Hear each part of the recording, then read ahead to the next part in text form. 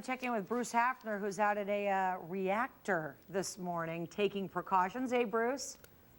Hey there, Tara. Thanks. We're out here at the nuclear power plant, the Palo Verde nuclear power plant, way on the west side of town. We got Big Blue behind me here, this container that is carrying the nuclear reactor vessel head. And you get a wide shot over there, Amon, Farce, and show you the size of this trailer. They're getting ready to move this inside the plant because this came from South Korea, this piece of equipment you're looking at.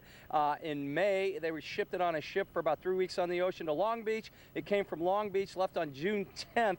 96 tires on this trailer, a 20-day semi-trip to get here to the gates of Palo Verde, the largest power producer in the United States. Now, this vessel head inside this container, we're going to talk with Randy Eddington out here at the plant. And Randy, why do you need this thing? Well, every 18 months we refuel, and we also do major upgrades to the plant, preventative, to upgrade it so that the plant can run for another 40 years. And everything, you basically make sure everything's new or better than new here? Absolutely. Every time we replace something, we either use current technology and that upgrades more than where we started 25 years ago. Okay, and now tell me, how much does this thing cost? It's about $22 million for a reactor vessel head. It's a major forging that was done in Japan and machined in Korea. All right, now, folks, I don't know if we can show that picture about what it looks like. It's inside this blue container right now. So you're going to be switching this out in the fall, correct?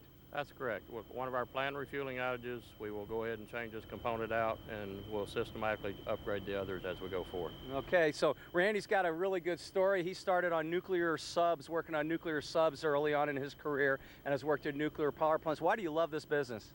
Well, the people are just fantastic, and the technology is interesting. But in general, mainly the great people, great hardworking, great ethics. All right, and out here, the nuclear power plant, folks, it is, thanks a lot, Randy, for joining us today. And the nuclear power plant, they generate electricity for the Southwest. So this is, once again, one of the largest power producing units in the nuclear power plants in the country.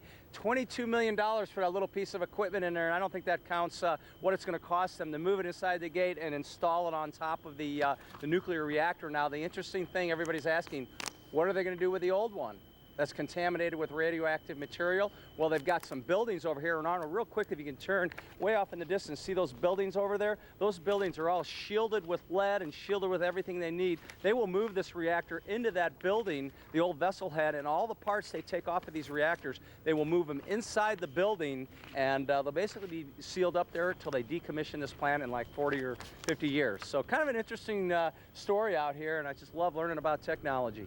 Great question, though. What do they do with the old one? I'm glad he answered that. Thanks, Bruce.